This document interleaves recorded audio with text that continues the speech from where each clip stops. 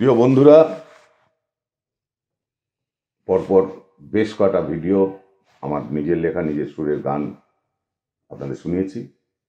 তো যেহেতু আমার এই চ্যানেলটাতে আমি প্রথমেই আপনাদের বলেছিলাম যখন শুরু করি, যেখানে বিভিন্ন রকম পোস্ট থাকবে, অর্থাৎ শিল্পের বহু আঙিনা। তো সেখানে আমি আমার নিজের ছবি, প্রসেনজিতের আঁকা পোর্ট্রেট, এরকম বহু কাজ দেখিয়েছি, ওয়াটার কালার, অ্যাক্রিলিক পেইন্টিং। আজকে কিন্তু একদম অন্য ধরনের একটা আর্ট দেখাবো, যেটার নাম দিয়েছি wonder of Rajkamal's art. Why wonder, কেন বিস্ময় বলছি, সেটা নিয়ে আলোচনা করব।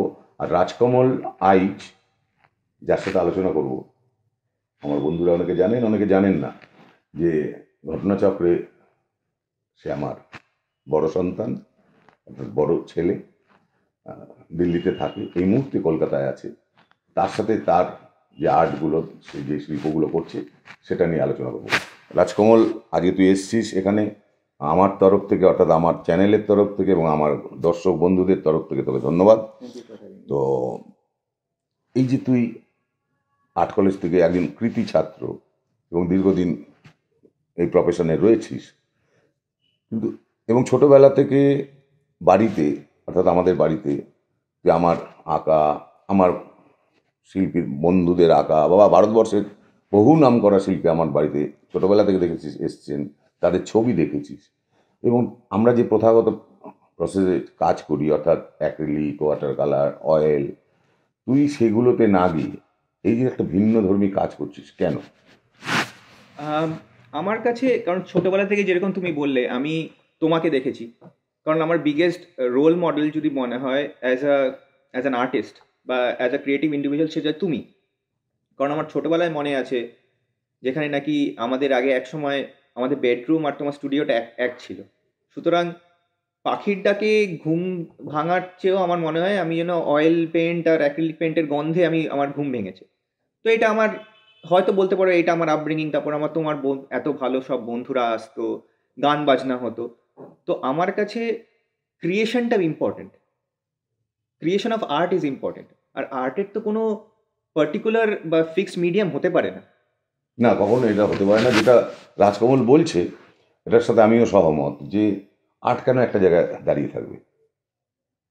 পৃথিবী দাঁড়িয়ে থাকে না, জীবন দাঁড়িয়ে থাকে না। আর্ট কেন চেঞ্জ হবে না যুগে যুগে? এবং চেঞ্জ হয়েছে, বহুভাবে চেঞ্জ হয়েছে। যেমন আমরা যে বাংলা একটা সময় যে শিল্প ধারা ছিল, তার থেকে চেঞ্জ হয়ে আজকে আমরা ইউরোপিয়ান, আমেরিকান, বা ওরা আবার আমাদের থেকে নিয়েছে।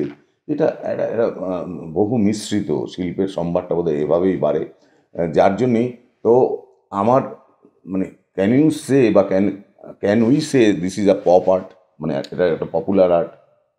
দেখো, আমি যেটা করছি আমার মনে হয় না এটা কোনো পাথ ব্রেকিং। কারণ এটা বিদেশে আহ, বহুত বছর ধরে চলছে। তো আমাদের দেশে আমার যেটা মনে হয় যে এখনো আমি যখন দেখি, যেটা নাকি সিরিয়াস আর্ট সোকল্ড যদি কোনো কিছু ওয়ার্ড থেকে, সেখানে এখনো অয়েল, অ্যাক্রিলিক, কারণ আমাকে অনেকে জিজ্ঞেস করে, তুমি যে এই আর্টটা করেছো, তুমি কি হাত দিয়ে করেছো না ফটোশপ দিয়ে করেছো? কিন্তু আমি লোকেদের এটাই বোঝানোর চেষ্টা করি, বা আমার মনে হয় আমার মতো অনেক যারা নাকি ডিজিটাল মিডিয়াম যারা ইউজ করে প্রফেশনাল রিকোয়ারমেন্টের জন্য বা পার্সোনাল চয়েসের জন্য, সেটা হচ্ছে আমরা একটা ডিজিটাল মিডিয়ামে যখন কাজ করি, সেটাও তো আমাদের হাতে স্কিলের জন্য করি। কোনো সফটওয়্যার আমার মনে হয় যেটা, নাথিং বাট টুলস, হ্যাঁ, লাইক ব্রাশ। এটা আমি আমার এটা জুনিয়রদেরও একটা বলি। একটা আধুনিক টুলস আমরা বলতে পারি। যে ডিজিটালি যারা কাজ করছেন, প্রচুর ছেলে, আমার ছেলে রয়েছে, রাজকমল হ্যাঁ, রয়েছে, সন্দীপ বাজপেয়ী রয়েছে, বহু ভারতবর্ষে বহু রয়েছে এবং সারা পৃথিবীতে রয়েছে।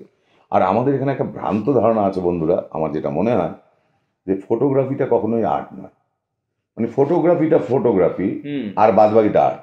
এটা আমাদের একটা, যেমন কার্টুনকে আমরা আর্ট ধরি না, হ্যাঁ, এটা আমাদের একটা ভ্রান্ত ধারণা। বিদেশে কিন্তু একটা কার্টুন স্ট্রিপ পর্যন্ত বিক্রি হয়, একটা পৃষ্ঠা পর্যন্ত বিক্রি হয়, এবং বিদেশে ফটোগ্রাফি প্রচুর বিক্রি হয়। এবং ফটোগ্রাফিতে ডিজিটালি এখন যেটা হচ্ছে, মানে অসাধারণ সমস্ত কাজ হচ্ছে।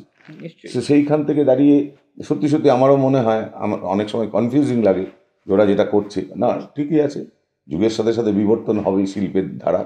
এবং আগামী দিনে কী ইচ্ছে? দেখো, আমি আহ, ভেবেছিলাম যে কলকাতা যেহেতু আমরা বাই ডিফল্ট ভেবে নিই যে ইন্ডিয়ার কালচারাল হাব একসময় অন্তত ছিল। এখন আমি সেটা তোমরা আমার চেয়ে সিনিয়র আর্টিস্ট, তোমরা বুঝবে। তা আমি ভেবেছিলাম যে তোমরাও এক্সিস্ট করো, আর আমাদের মতো ছেলেরাও বা মেয়েরা যারা নাকি নতুন মিডিয়াম নিয়ে কাজ করার চেষ্টা করছে, কারণ দেখো আমরা সবে শুরু না, করেছি। এটা কিন্তু এসছি, আমি বলি এটা বাই দি বাই, এটা অনেকে জানে না যে এখন দুটো ইম্পর্টেন্ট জিনিস এসছে। এটা আমি রাজকমলের জ্ঞাতার্থেও বলছি, অধুনা শিল্পে দুটো জিনিস এসছে। একটা হলো মিক্সড মিডিয়া, যেটা আমরা যখন কলেজে পড়ি তখন এই মিক্সড মিডিয়া কথাটা ছিল না। অর্থাৎ একটা পেন্টিংয়ের মধ্যেই হুম, অ্যাক্রিলিক কালার, অয়েল কালার, কন্ট্রাস্টের সহাবস্থান, এটা আগে ছিল না। আগে যে ওয়াটার কালার করতো, যে অয়েল করতো, যে অ্যাক্রিলিক করতো, যে খালি কন্ট্রাস্ট ড্রয়িং করতো। কিন্তু এখন একটা ক্যানভাসে এতগুলো জিনিস চলে এসছে, এটা একটা নতুন মিডিয়াম, এটা এসছে। আরেকটা বলছে new new medium, not mixed media, বলছে নিউ মিডিয়াম। অর্থাৎ আমি অনেকগুলো জায়গার, যেহেতু আমাকে জাজমেন্টে যেতে হয় বা জুরিতে থাকতে হয়, সেখানে এখন একটা কথা কিন্তু চলে এসছে, নিউ মিডিয়াম, অর্থাৎ আর্টের নতুন মিডিয়াম। যেমন আমরা যদি লাস্ট সিমা অ্যাওয়ার্ডের আমি নাম করেই বলছি, বা বিড়লার অ্যাওয়ার্ড শোতে আমরা দেখেছি অনেক ধরনের কাজ, তার মধ্যে ইনস্টলেশনও আছে, এবং নতুন নতুন মিডিয়ামে ছেলেমেয়েরা কাজ করছে। এটা আমার মনে হয় একটা ভালো দিক। হুম। সুতরাং এটা নিয়ে কি ভবিষ্যতে কোনো এক্সিবিশন করার ইচ্ছে আছে? দেখো, এক্সিবিশন করার ইচ্ছা আছে, কারণ আমার একটা জিনিসই মনে হয় যে আমার কাছে, বাট এগেন আমার কাছে এক্সিবিশনটা হয়তো মেন প্রায়োরিটি না, কিন্তু আমার মনে হয় যেটা নাকি বিদেশে হয়, যেটা তুমি জানো, তোমার মতো সিনিয়র আর্টিস্টরা জানে, যে প্রিন্ট বিক্রি করার যে কালচারটা। কারণ এখানে সবাই ভাবে আমি যদি প্রিন্ট বিক্রি করি তার মানে ওর দাম নেই। তো আমি কি করতাম, একসময় লিমিটেড এডিশন সাইন্ড করতাম। তো বিদেশে এরকম অনেক senior artist, famous artist, photographer, ওরা নিজে প্রিন্ট বিক্রি করে, সাইন্ড কপি। না, এটা এটা এটা কিন্তু অ্যাকচুয়ালি আমরা যদি ধরি, এটা কয়েকশো বছর ধরেই চালু আছে। যেমন এটাও এক ধরনের গ্রাফিক্স বলা যায়, অর্থাৎ গ্রাফিক্স হলো রিপ্রোডাকশন। হুম। তো এই রিপ্রোডাকশন আমরা যদি এবার লিথো দেখি, হ্যাঁ। লিনো দেখি, এচিং দেখি, অল আর রিপ্রোডাকশনস। এবং এই গ্রাফিক্সগুলো কিন্তু অরিজিনাল কেউ পাচ্ছে না। সবাই অরিজিনাল কি পাচ্ছে? প্রিন্ট, আর্টিস্টের প্রিন্ট নেওয়া, সেটার মধ্যে আর্টিস্টের সিগনেচার করা থাকছে। হুম। সুতরাং রিপ্রোডাকশন বিক্রি হওয়ার চলটা ছিল, কিন্তু আনফর্চুনেটলি আমাদের এখানে গ্রাফিক্সের সেই আমি বাজার বলবো কথাটা, যে বিক্রির যে জায়গাটা সেটা অনেক লিমিটেড ছিল। কিন্তু এইগুলো হওয়াতে আমার মনে হয় আরও বাড়তে পারে। তাতে মানুষের কাছে কী হয়, অনেক সময় কেউ একটা চাইলো যোগেন্দার একটা কাজ, কথার কথা, বা হ্যাঁ। প্রভাকর কোল্টের একটা কাজ, সে অ্যাভেল, বা আমারই একটা কাজ, সে হয়তো সাধারণ মানুষ সে অ্যাভেল করতে পারছে না। সেখানে কিন্তু সে একটা প্রিন্ট নিয়ে সুন্দরভাবে তার ঘরটা সাজাতে পারে। একটা কেন, সে 5টা প্রিন্ট নিয়ে সাজাতে পারে। আমার মনে হয় একটা নতুন দিক খুলতে পারে।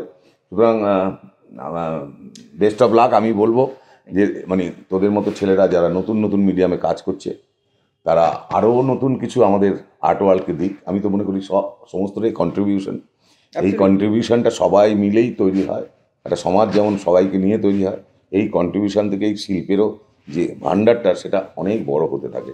থ্যাংক ইউ, তুই এসছিস, Thank you এবং so আমার পক্ষ থেকে আবারও ধন্যবাদ, আমার মানে চ্যানেলের পক্ষ থেকে ধন্যবাদ, এবং দর্শকদেরকে আমার ধন্যবাদ। Thank you so much.